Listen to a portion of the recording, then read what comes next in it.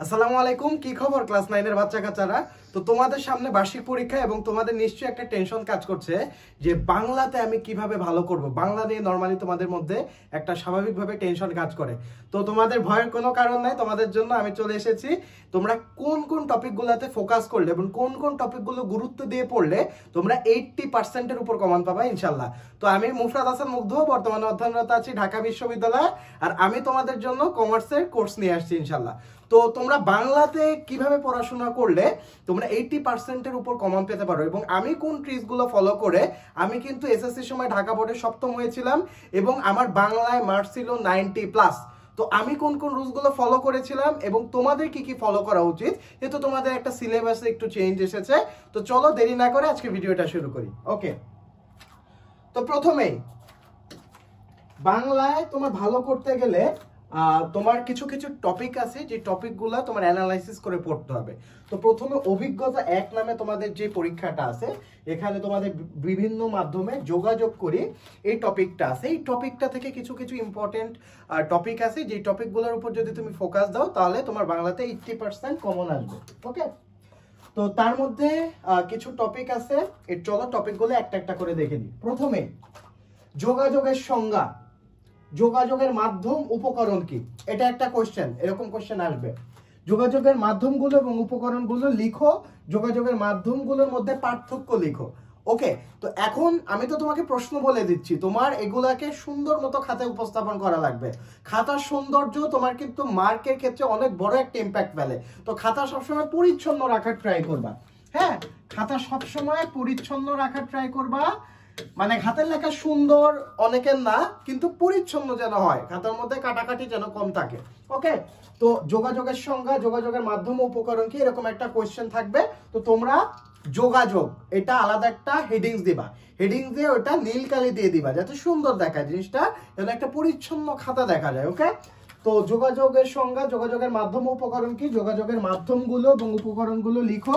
এটা তুমি পয়েন্ট আকারে লেখার ট্রাই করবা, পয়েন্ট আকারে লেখার ট্রাই করবা, তাহলে হচ্ছে তোমার মার্কস বেশি আসবে। ওকে, পয়েন্ট আকারে লিখবা। আর যোগাযোগের মাধ্যমগুলোর মধ্যে পার্থক্য লিখো, এই পার্থক্যটাতে তুমি ছক ইউজ করবা, ছক ব্যবহার করবা। ঠিক আছে, তো এটা গুরুত্ব সব থেকে বেশি, এটাতে আমরা 5 স্টার দিয়েছি। ওকে, তারপর আরেকটা 5 স্টার টপিক আছে, এটা হচ্ছে আমন্ত্রণ পত্র। আমন্ত্রণ পত্রের মধ্যে নজরুল জয়ন্তী এবং এই ধরনের উৎসবের জন্য আমন্ত্রণ পত্রগুলো দেখে যেতে হবে। ইমেল, যে কোনো বিষয়ে আসতে পারে ইমেল। হ্যাঁ, তো তুমি মোটামুটি ইমেলের একটা ফরম্যাট আছে, এই ফরম্যাটটা জাস্ট মাথায় রাখবা, যে টপিকে আসুক না কেন তোমার যেন ফরম্যাটটা ঠিক থাকে।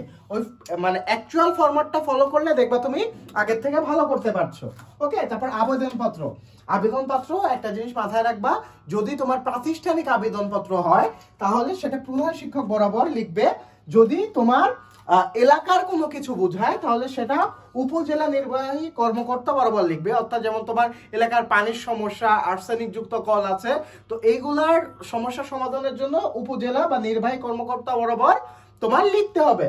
তারপরে পৌরসভার মেয়র বরাবর লিখতে হবে। যদি সেটা পৌর এলাকার মধ্যে হয় তাহলে পৌরসভার মেয়র বরাবর লিখবা, আর যদি সেটা উপজেলার মধ্যে হয় তাহলে নির্বাহী কর্তা বরাবর লিখতে হবে।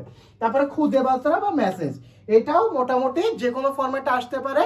তো খুদে বার্তা মেসেজে যেগুলো তোমার ইম্পর্টেন্ট সেগুলো পড়ে যাবা, বা তোমাদের স্কুলে যেই খুদে বার্তাগুলো প্র্যাকটিস করানো হয়েছে ওইগুলো দেখে যাবে। এটা তোমার 5 স্টার টপিক। তারপর আরেকটা 3 স্টার টপিক আছে, সেটা হচ্ছে আগুনের পরশমণি গল্পের, আগুনের পরশমণি যে একটা গল্প আছে সেই গল্পের মূল ভাব কি এবং এটি কি ধরনের সাহিত্য, এটা এক কথা একটা তোমার প্রশ্ন আসতে পারে। তারপর গল্প লেখকের উদ্দেশ্য ও বার্তা কি। হ্যাঁ, তো এটা ওইভাবে অ্যাকর্ডিং টু তোমার যে টেক্সট বুক আছে টেক্সট বুক ওয়াইজ তুমি লিখবা। ওকে, তো চলো এখন আমরা নেক্সট স্লাইডে যাই। তো এখন আসে অভিজ্ঞতা 2। তো অভিজ্ঞতা 2 তোমাদের কোন টপিক ছিল, এটা হচ্ছে প্রমিত ভাষা ব্যবহার করি। হ্যাঁ, তো এখান থেকে কোন কোন জিনিসগুলোতে তোমার ফোকাস দেওয়া উচিত। প্রথমে এখানে তোমার দ্বিতীয় পরিচ্ছেদে শব্দ বাক্যের উচ্চারণ আছে। হ্যাঁ, তো এই শব্দ বাক্যের উচ্চারণ থেকে যেই যেই টপিক বা প্রশ্ন আসতে পারে এবং এটার গুরুত্ব কি সেটা চলো একটা একটা করে দেখে নিই। তো সব থেকে গুরুত্বপূর্ণ যে টপিক সেটা হচ্ছে প্রমিত উচ্চারণ কি, এটা লিখতে হবে তোমার। প্রমিত উচ্চারণের গুরুত্ব লিখতে হবে, এটা যদি একটু পয়েন্ট দিয়ে লেখো তাহলে তোমার মার্কস আসার সম্ভাবনা বেশি। আঞ্চলিক শব্দ বাক্য শনাক্ত করে প্রমিত রূপ ও উচ্চারণে লেখা প্রমিত আঞ্চলিক ভাষা পার্থক্য, এটা তুমি ছক ব্যবহার করে লিখবা। ওকে, এটা তুমি ছকের ব্যবহার করবা। তো এটার গুরুত্ব সব থেকে বেশি, এটা হচ্ছে 5 স্টার, তোমাদের 5 স্টার টপিক। তারপরে আঞ্চলিক ভাষাকে আঞ্চলিক ভাষার উদাহরণ দাও, হ্যাঁ এটাও মোটামুটি তোমার 3 স্টার টপিক। আর আরেকটা জিনিস যেটা হচ্ছে দেখে যেতে হবে যে ফেরা গল্পের মূল ভাব, এটা অতটা গুরুত্বপূর্ণ না, আসতেও পারে না আসতে পারে, তাও মানে পরীক্ষার হলে কখনো রিস্ক নিয়ে যাওয়া ঠিক না। ওকে, তারপরে আসি। আচ্ছা, তারপরে যেই পরিচ্ছেদের যেই আমরা অ্যানালাইসিস করেছি সেটা হচ্ছে ধ্বনির উচ্চারণ, প্রথম পরিচ্ছেদ। তো এখানে কোন কোন টপিক এবং প্রশ্নগুলো ইম্পর্টেন্ট, এখানে মোটামুটি 3টা টপিকই 5 স্টার টপিক। তো এই 3টা টপিকটা খুব মনোযোগ দিয়ে শুনো। প্রথমে মৌলিক স্বরধ্বনি কয়টি ও কি কি, হ্যাঁ অ আ ই উ এই যে তোমার স্বরধ্বনিগুলো আছে ওগুলোর বৈশিষ্ট্য কি, তো এগুলোর যে বৈশিষ্ট্য আছে সেটা তুমি পয়েন্ট আকারে লিখবা। এবং মৌলিক স্বরধ্বনি কয়টি ও কি কি, এটা খুবই বেসিক একটা কোশ্চেন, এই কোশ্চেন থেকে তোমার আসার সম্ভাবনা অনেক বেশি। তারপর জিভের সামনে এবং পিছনে অবস্থানের ভিত্তিতে, যেমন সম্মুখ স্বরধ্বনি, তারপর পশ্চাৎ স্বরধ্বনি, তারপরে হচ্ছে ও উপর নিচের অবস্থানের ভিত্তিতে যে স্বরধ্বনিগুলো আছে, যেমন উচ্চ স্বরধ্বনি, মধ্য স্বরধ্বনি, নিম্ন স্বরধ্বনি, হ্যাঁ অর্থাৎ উচ্চারণের ভিন্নতার ভিত্তিতে যে স্বরধ্বনিগুলো আছে এবং স্বরধ্বনির প্রকারভেদ উদাহরণ সহ, এগুলো যদি একটু নীল কালিতে পয়েন্ট পয়েন্ট করে লিখো এবং উদাহরণ সহ লেখো তাহলে তোমার মার্কস বেশি আসবে, এটাও 5 স্টার টপিক। তারপরে ঠোঁটের আকৃতির উপর ভিত্তি করে স্বরধ্বনির প্রকারভেদ থেকে আসতে পারে, এর মধ্যে তোমার ইম্পর্টেন্ট জিনিস হচ্ছে প্রসৃত স্বরধ্বনি, গোলাকৃত স্বরধ্বনি, এই দুইটা দেখে যাবা। তারপর উদাহরণ সহ ঠোঁটের আয়তনের উপর ভিত্তি করে স্বরধ্বনির প্রকারভেদগুলো কি কি, যেমন বিবৃত স্বরধ্বনি, সংবৃত স্বরধ্বনি, সংবৃত মানে কি গোলাকৃত, অষ্টধর গোলাকৃত, যেমন ও ও হয়ে যাবে, এবং বিবৃত মানে অষ্টধর প্রসৃত। হ্যাঁ, তো আজকে তো ক্লাস নিচ্ছি না, আজকে জাস্ট তোমাদের সাজেশন দিচ্ছি, তো এইগুলো দেখে যাবা উদাহরণ সহ। শব্দের উচ্চারণ লেখা, এটা তোমার 3 স্টার মানের টপিক, এটা তোমার বইয়ের যে শব্দের উচ্চারণগুলো আছে জাস্ট বইগুলো দেখে যাবা, এটার মধ্যে থেকে কমন পড়ে যাবে, ওকে কোনো টেনশন নাই। আচ্ছা, তারপর স্লাইডটা দেখি। তারপর হচ্ছে তৃতীয় পরিচ্ছেদের মধ্যে কোন কোন টপিকগুলো গুরুত্বপূর্ণ চলো দেখে নিই। লিখিত ভাষায় প্রমিত নীতি, এখান থেকে তোমার যে টপিকগুলো আসতে পারে সেটা হচ্ছে তোমার সাধু ও প্রমিত নীতির মধ্যে পার্থক্য, এটা অবশ্যই ছক আকারে লিখবা, ছক আকারে লিখলে মার্ক বেশি আসবে। তারপরে সাধু থেকে প্রমিত, প্রমিত থেকে সাধুতে রূপান্তর, যেখানে বাক্য অনুচ্ছেদ, সাধু প্রমিত শব্দ শনাক্ত করো, এই টাইপের তোমার কোশ্চেন আসতে পারে, এটাও কিন্তু 5 স্টার, এটাও 5 স্টার টপিক। হ্যাঁ, তারপরে 3 স্টার টপিক কোনটা, প্রমিত ভাষার গুরুত্ব বা প্রয়োজনীয়তা, তো এইগুলা তোমার এক নজরে দেখে যেতে হবে এবং তোমার নোট রাখতে হবে, নোট করে যদি পড়ো তাহলে তোমার মাথায় বেশি ঢুকবে এবং পরীক্ষার আগে একবার রিভাইজ দিলে তুমি কিন্তু মোটামুটি আয়ত্ত করে ফেলতে পারবে। ওকে, আচ্ছা তো পরে দেখি, পরে সাজেশনে চলে যায়। তারপর অভিজ্ঞতা 3, এখানে তোমার রচনা পড়ি, দৃষ্টিভঙ্গি বুঝি, এই টপিকটা থেকে চলো দেখে নিই কোন কোন জিনিসগুলো ইম্পর্টেন্ট। তো এখানে প্রথম পরিচ্ছেদের প্রায়োগিক লেখা থেকে আমাদের 2টা প্রশ্ন মোটামুটি আসে বা আসার সম্ভাবনা অনেক বেশি। এটা হচ্ছে সংবাদ কি, সংবাদ হওয়ার শর্ত কি, সংবাদ প্রতিবেদন বলতে আমরা কি বুঝি, এটা কেন প্রায়োগিক লেখা, এখানে কিন্তু 4টা কোশ্চেন আছে, তো 4টা কোশ্চেনে 4টা ভিন্ন সংজ্ঞা আছে, এটা খুব ভালো মতো কিওয়ার্ড দিয়ে মনে রাখবা। হ্যাঁ, কিওয়ার্ড দিয়ে মনে রাখবা, অর্থাৎ এমন ভাবে মনে রেখো না যে গাছের পাতা সবুজ, মানে না বুঝে তুমি মুখস্থ করবা না, কয়েকটা কিওয়ার্ড আছে, ওই কিওয়ার্ডটা যদি তুমি মনে রাখো, ওই কিওয়ার্ডটা দিয়ে তুমি পুরো সংজ্ঞাটা মনে রাখতে পারবা। কারণ পরীক্ষার হলে কখনোই তোমার পুরো লাইন টু লাইন মুখস্থ থাকবে না, ওটা তোমার কিওয়ার্ডগুলো মাথায় থাকবে। ওকে, তারপরে সংবাদ প্রতিবেদনের প্রকারভেদ এবং লেখার নিয়ম, এটা মোটামুটি তোমার মুখস্থ করে লিখতে হবে, কিন্তু তোমার পয়েন্টগুলা ভালো করে লিখতে হবে। হ্যাঁ, আর এখানে সবথেকে ইম্পর্টেন্ট যে জিনিসটা সেটা হচ্ছে সংবাদ প্রতিবেদন লেখো।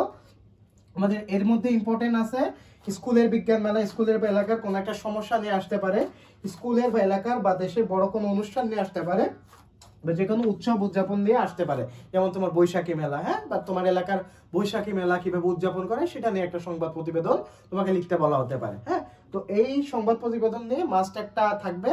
আর তো এই সংবাদ প্রতিবেদনের যে ফরম্যাটটা আছে এবং যা যা টপিক আসতে পারে ওই টপিকগুলা তোমার দেখে যেতে হবে। হ্যাঁ, ওকে। তারপরে দ্বিতীয় পরিচ্ছেদে তোমার বিবরণমূলক রচনার মধ্যে কি কি আসতে পারে, একটা হচ্ছে তোমার সংজ্ঞা আসবে যে বিবরণমূলক লেখা বলতে আমরা কি বুঝি, এবং বিবরণমূলক লেখা যে বৈশিষ্ট্য আছে বৈশিষ্ট্যগুলো তোমার পয়েন্ট আকারে লিখতে হবে নীলকালিতে। হ্যাঁ, তো এটা গুরুত্ব 5 স্টার, এটা সবথেকে বেশি গুরুত্বপূর্ণ। তারপরে প্র্যাকটিস করবা কোন টপিকটা, এটা হচ্ছে ভ্রমণ কাহিনীর বৈশিষ্ট্য, ভ্রমণ কাহিনী বিবরণমূলক রচনা, ভ্রমণ কাহিনী বিবরণমূলক রচনা লিখতে দিবে, এটা হচ্ছে তোমার 3 স্টার। হ্যাঁ, তারপরে বিলেতে 350 সাড়ে 700 দিন রচনাটি কোন ভ্রমণমূলক বা বিবরণমূলক রচনা, এই রচনার লেখক কি তুলে ধরেছেন পাঠকের জন্য, এই রচনা খুঁটিনাটি জিনিসে বিস্তারিত জেনে রাখতে হবে। এটা মোটামুটি বেশি একটা ইম্পর্টেন্ট না, কিন্তু এটা জাস্ট দেখে রাখবা, হ্যাঁ, যাতে তুমি পরীক্ষার হলে কোনো রিস্কে না পড়ো। তারপরে তথ্যমূলক রচনা, এই ক্ষেত্রে তোমার কোন কোন টপিকে গুরুত্ব দেওয়া উচিত। প্রথমে তথ্যমূলক লেখা কাকে বলে, তথ্যমূলক লেখার বৈশিষ্ট্যগুলো কি কি, হ্যাঁ, এটা থিওরিটিক্যাল কোশ্চেন। মোটামুটি তথ্যমূলক রচনা লেখা যে কোনো বিষয় হতে পারে, তবে শীতকালে গ্রামে বেড়াতে যাওয়া মানে বা এই টাইপের যে রচনা, অর্থাৎ তোমার এখানে মুখস্থ থাকতে হবে প্লাস কমন সেন্সও ইউজ করতে হবে। তারপরে আত্মস্মৃতি রচনাটি কোন কোন তথ্যমূলক রচনা, এই লেখাটি বিশ্লেষণ করো। এই টাইপের কোশ্চেন যদি আসে এবং সেটা যদি তুমি লেখো, চান্সেস আর দেয়ার যে তুমি মার্কস বেশি পাবা। হ্যাঁ, এই যে তুমি বিশ্লেষণ করতেছো প্রত্যেকটা জিনিস পয়েন্ট করে করে, এটা তোমার মার্কস বাড়ায় দিবে। ওকে, কিন্তু এটা আসার সম্ভাবনা কিন্তু কম তুলনামূলক এই দুইটা টপিকের থেকে। হ্যাঁ, এই জিনিসটা মাথায় রাখবা। তারপরে চতুর্থ পরিচ্ছেদে বিশ্লেষণমূলক লেখার মধ্যে এই টপিকটা সবথেকে বেশি ইম্পর্টেন্ট, সেটা হচ্ছে বিশ্লেষণমূলক লেখা বলতে কি বুঝো, এটা বৈশিষ্ট্য কি, বিশ্লেষণমূলক লেখা রচনার সময় কি কি তোমার বিষয় বিবেচনা নিতে হয়, এই জিনিসটা তোমার ব্যাখ্যা করতে হবে। হ্যাঁ, তো এটার গুরুত্ব হচ্ছে 5 স্টার, এটা ভালো মতো দেখবা, একদম ভালো মতো তুটস্থ রাখবা। তারপরে বাংলা ভাষার ভবিষ্যৎ নিয়ে তোমার অভিমত প্রকাশ করতে বলছে, লেখকের অভিমতের সাথে তুমি একমত কিনা সেই জিনিসটা মতামত লিখতে বলছে। তো এটা বেশি একটা আসার চান্সেস নাই, বাট তুমি জাস্ট দেখার জন্য দেখে যাও, তো যদি বাই চান্স কোশ্চেন চলে আসে তুমি যেন বিপদে না পড়ো। হ্যাঁ, আচ্ছা। তারপরে কল্পনা নির্ভর লেখা, অর্থাৎ যে জিনিসটাতে তুমি তোমার কল্পনা শক্তি ব্যবহার করতে পারবা। তো মূলত প্রথমে কল্পনা নির্ভর লেখা কি, এটার বৈশিষ্ট্য কি, এর সময় কি কি বিষয় বিবেচনা নিতে হয়, এবং কল্পনা নির্ভর লেখার শ্রেণী বিভাগ, এটা কিন্তু মোটামুটি ব্রড একটা কোশ্চেন, তাই এটা গুরুত্ব অনেক বেশি। হ্যাঁ, কল্পনা নির্ভর লেখার শ্রেণী বিভাগ, এটা খুব ভালো মতো আয়ত্ত করবা। তারপরে হচ্ছে বৈশিষ্ট্যগুলো ভালো মতো আয়ত্ত করবা, বাকিগুলো তুমি এমনিতে মোটামুটি কমন সেন্স গুলো মনে রাখতে পারবা। কিশোরের জন্ম মৃত্যু লেখাটি কেন কল্পনা নির্ভর লেখা, এটা তোমাকে বিশ্লেষণ করতে হবে। তো এটা মোটামুটি ইম্পর্টেন্ট, এটা অত বেশি আসার চান্সেস নাই, বাট আসলেও আসার চান্সেস কম। তারপর অভিজ্ঞতা 4, ব্যাকরণ মেনে লিখতে শিখি। এখান থেকে চলো দেখি কোন কোন বিষয়গুলো আমাদের জন্য ইম্পর্টেন্ট। আচ্ছা, তো এখানে প্রথম পরিচ্ছেদে ব্যাকরণ মেনে চলতে শিখিতে তোমার যে জিনিসটা সব থেকে বেশি মনে রাখতে হবে, এটা হচ্ছে সর্বনাম শনাক্তকরণ, ক্রিয়া বিশেষণের ব্যবহার করে বাক্য গঠন, তারপরে যোজক ব্যবহার করে বাক্য গঠন, তারপরে আবেগ শব্দ ব্যবহার করে বাক্য গঠন, বচন ব্যবহার করে বাক্য গঠন, তারপরে নির্দেশনা ব্যবহার করে বাক্য গঠন, বলক ব্যবহার করে বাক্য গঠন। অর্থাৎ বাক্য গঠন করার যে প্রক্রিয়াগুলো আছে, এই প্রক্রিয়াগুলো প্রত্যেকটা জিনিস তোমার আয়ত্তে থাকতে হবে, এবং এটা সব থেকে বেশি ইম্পর্টেন্ট। এবং এই পরিচ্ছেদ থেকে যদি কোশ্চেন আসে, এখান থেকে আসার সম্ভাবনা কিন্তু সর্বাধিক। হ্যাঁ, তারপরে আমার ইম্পর্টেন্ট হচ্ছে কিছু শব্দ দেওয়া থাকবে, ওখান থেকে কোন শ্রেণী নির্ণয় করো এবং যোজক চিহ্নিত করো, এটাও কিন্তু ইকুয়ালি ইম্পর্টেন্ট এটার পরে। আর জাস্ট দেখে দেওয়ার জন্য, বিপদে না পড়ার জন্য শব্দের লগ্ন কি বলতে কি বুঝে এবং প্রকারভেদটা তোমার জানতে হবে। ওকে, তারপর দ্বিতীয় পরিচ্ছেদ, ব্যাকরণ মেনে চলতে শিখি। এই দ্বিতীয় পরিচ্ছেদে তোমার সব থেকে ইম্পর্টেন্ট প্রশ্ন হচ্ছে বাক্যের সংখ্যা, বাক্যের অংশগুলো কি কি, উদাহরণ সহ বাক্যের প্রকারভেদ তোমার বর্ণনা করো। তো এই কোশ্চেনটা তোমার আসার চান্সেস সর্বাধিক। তারপরে তোমার সেকেন্ড ইম্পর্টেন্ট জিনিস, প্রদত্ত বাক্য থেকে উদ্দেশ্যের প্রসারক, বিধেয়ের প্রসারক, বর্গ আলাদা করা, এটা হচ্ছে মোস্ট সেকেন্ড ইম্পর্টেন্ট তোমার টপিক। এবং তোমার জাস্ট যেন তুমি বিপদে না পড়ো, এই জন্য এই টপিকটা একটু দেখে যাবা। বর্গের সংজ্ঞা, প্রকারভেদ, প্রদত্ত কিছু বাক্যে কোনটি কোন বর্গ নির্ণয় করতে পারে, এটা হচ্ছে তোমার ওয়ান স্টার টপিক। হ্যাঁ, তারপরে তৃতীয় পরিচ্ছেদ, শব্দের অর্থ। তো শব্দের অর্থ এই পরিচ্ছেদের মধ্যে সব থেকে ইম্পর্টেন্ট হচ্ছে কিছু শব্দ দেওয়া থাকবে, এগুলোর প্রতিশব্দ লিখতে হবে, অর্থাৎ বিপরীত শব্দ লিখতে হবে। হ্যাঁ, যেমন ভালো খারাপ, হ্যাঁ, এরকম কিছু বিপরীত শব্দ লিখতে হবে। তো এগুলো তোমার ক্লাসে যেগুলো বেশি করে প্র্যাকটিস করানো হয়েছে এবং আগের বছরে যে কোশ্চেনগুলো আছে, মানে তোমার মানে ক্লাসে যেটা প্র্যাকটিস করানো হয়েছে, ওইগুলা তোমার বেশি বেশি করে দেখতে হবে, এটা বিপরীত শব্দ লিখতে হবে। তারপর অর্থ ঠিক রেখে পদ্য থেকে গদ্যে রূপান্তর, এই টপিকটা হচ্ছে তোমার 3 স্টার টপিক। কিছু শব্দ দেওয়া থাকবে, এগুলো প্রতিশব্দ ব্যবহার করে বাক্য বানাতে হবে, এটাও 3 স্টার টপিক। অর্থাৎ এই 3টা টপিক ভালো মতো দেখে যাবা, ভালো মতো আয়ত্ত করবা। হ্যাঁবাচক বাক্যকে নাবাচক বাক্যে রূপান্তর, নাবাচক বাক্যকে হ্যাঁবাচক বাক্যে রূপান্তর, অর্থাৎ রূপান্তর থেকে একটু দেখে যাবে, এটা আসলেও আসতে পারে। হ্যাঁ, এটা 1 স্টার টপিক। তারপরে আসি চতুর্থ পরিচ্ছেদ। চতুর্থ পরিচ্ছেদে তোমার এই 3টা টপিক ইকুয়ালি ইম্পর্টেন্ট। একটা হচ্ছে অভিধান কি, অভিধানের ভুক্তি কি, কিছু ভুল বানান দেওয়া থাকবে, এগুলো প্রমিত রূপ লিখতে হবে, কিছু শব্দ দেওয়া থাকবে, এগুলোকে অভিধানের বর্ণনাক্রম অনুসারে সাজিয়ে লিখতে হবে। এই 3টা টপিকে তোমার ইকুয়ালি ইম্পর্টেন্ট, তো এই 3টা টপিকে তুমি এমফাসিস দিয়ে পড়বা বা গুরুত্ব দিয়ে পড়বা। হ্যাঁ, তারপর অভিজ্ঞতা 5-এ তোমার হচ্ছে বিবরণমূলক ও বিশ্লেষণমূলক রচনা লিখিতে। তো চলো দেখে নিই এটার মধ্যে কোন কোন জিনিস তোমার ইম্পর্টেন্ট। তো প্রথমেই এখানে আমরা 5 স্টার টপিকগুলো একটু মার্ক করি, 1 2 3। তো প্রথম 3টা কোশ্চেনই কিন্তু অনেক বেশি ইম্পর্টেন্ট। বিবরণমূলক রচনা কি, এটার বৈশিষ্ট্য এবং এটার লিখতে কি কি বিষয় বিবেচনা করতে হবে। বিশ্লেষণমূলক রচনা কি, এটার বৈশিষ্ট্য এবং এটা লিখতে কি কি বিষয় বিবেচনা করতে হবে। এই দুইটার পার্থক্য কি, এটাতে অবশ্যই চক ইউজ করবে। হ্যাঁ, পার্থক্য কি, তো এই 3টা সবথেকে বেশি ইম্পর্টেন্ট টপিক। তারপরে রচনা দেওয়া থাকবে এবং ওইটাতে তোমার মতামত লিখতে হবে, অর্থাৎ এখানে তুমি তোমার নিজস্ব মতামত মানে অ্যাড করতে পারবে, এটা মুখস্থের জিনিস না। হ্যাঁ, এবার বিবরণ ও বিশ্লেষণমূলক রচনা লিখতে বলবে, যে কোনো টপিক হতে পারে শ্রমের মর্যাদা, নৌকা ভ্রমণ, রেল ভ্রমণ, মুক্তিযুদ্ধ। হ্যাঁ, এগুলা মধ্যে তুমি বিশ্লেষণমূলক রচনা লিখবা, অর্থাৎ পয়েন্ট করে করে লিখবা। হ্যাঁ, রচনাতে মোস্ট ইম্পর্টেন্ট হচ্ছে পয়েন্ট।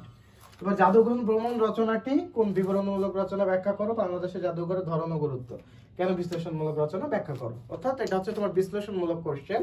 তো এটা মোটামুটি ইম্পর্টেন্ট, দেখে যাবা। হ্যাঁ, যাতে তুমি পরীক্ষার হলে বিপদে না পড়ো। তারপর অভিজ্ঞতা 6, অভিজ্ঞতা 6 টপিক হচ্ছে সাহিত্য পড়ি, সাহিত্য লিখি। তো চলো দেখি এখানে ইম্পর্টেন্ট জিনিসগুলো কি কি। তো প্রথম পরিচ্ছদে তোমার কবিতা আছে। তো এখানে ছন্দ কি, ছন্দের প্রকারভেদ, স্বরবৃত্ত ছন্দ, মাত্রাবৃত্ত ছন্দের উদাহরণ ও ব্যাখ্যা, এই যে কোশ্চেনগুলো আছে বা টপিকগুলো আছে, এগুলা গুরুত্ব সব থেকে বেশি, এগুলা নোট করে করে পড়বা। হ্যাঁ, পল্লিমা কবিতার মূল ভাব কি, এই গ্রামকে মায়ের সাথে তুলনা কেন করেছেন, এটা সেকেন্ড মোস্ট ইম্পর্টেন্ট টপিক। হ্যাঁ, বা কোশ্চেন। স্মৃতিস্তম্ভ কবিতার বৈশিষ্ট্যগুলো কি কি, এটা প্রেক্ষাপট কি, এটাও ইম্পর্টেন্ট।